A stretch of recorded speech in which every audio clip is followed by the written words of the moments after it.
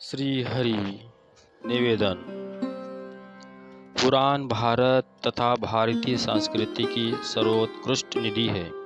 ये अनंत ज्ञान राशि के भंडार है। इनमें इहलौकिक सुख शांति से युक्त सफल जीवन के साथ साथ मानव मात्र के वास्तविक लक्ष्य परमात्मा तत्व की प्राप्ति तथा जन्म मरण से मुक्त होने का उपाय और विविध साधन बड़े ही रोचक, सत्य और शिक्षाप्रद कथाओं के रूप में उपलब्ध है।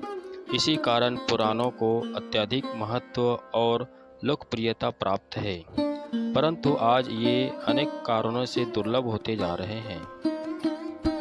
पुराणों की ऐसी महत्ता, उपयोगिता और दुर्लभता के कारण कुछ पुराणों के सरल हिंदी अनुवाद कल्याण के विशेषांकों के रूप में समय समय पर प्रकाशित किए जा चुके हैं।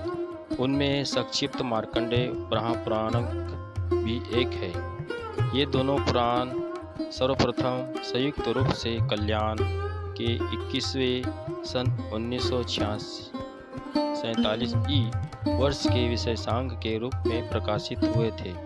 पश्चात श्रद्धालु पाठकों की मांग पर अन्य पुराने विशेषांकों की तरह इनके संयुक्त रूप में कुछ पुनर्मुद्रित संस्करण भी प्रकाशित हुए। पुराण विषयक इन विशेषांकों की लोकप्रियता को ध्यान में रखते हुए अब पाठकों के सुविधार्थ इस प्रकार से संयुक्त दो पुराणों को अलग अलग ग्रंथकार में प्रकाशित करने का निर्णय लिया गया है। तदनुसार यह संक्षिप्त मार्कंडेय पुराण आपकी सेवा में प्रस्तुत है। इसी तरह संक्षिप्त ब्रह्मपुराण भी अब अलग से ग्रंथकार में उपलब्ध है।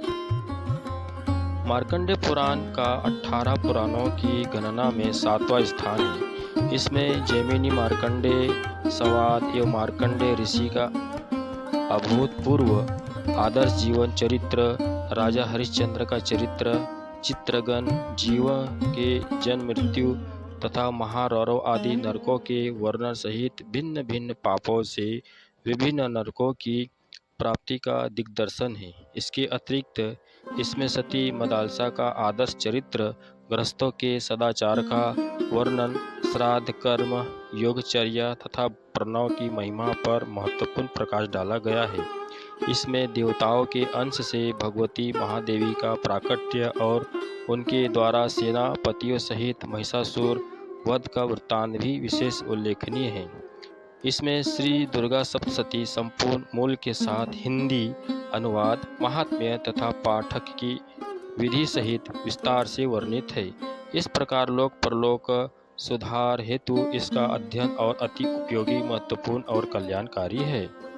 अतएव कल्याणकामी सभी साधकों और श्रद्धालु पाठकों को इसके अध्ययन अनुसरण द्वारा अधिक से अधिक लाभ उठाना चाहिए।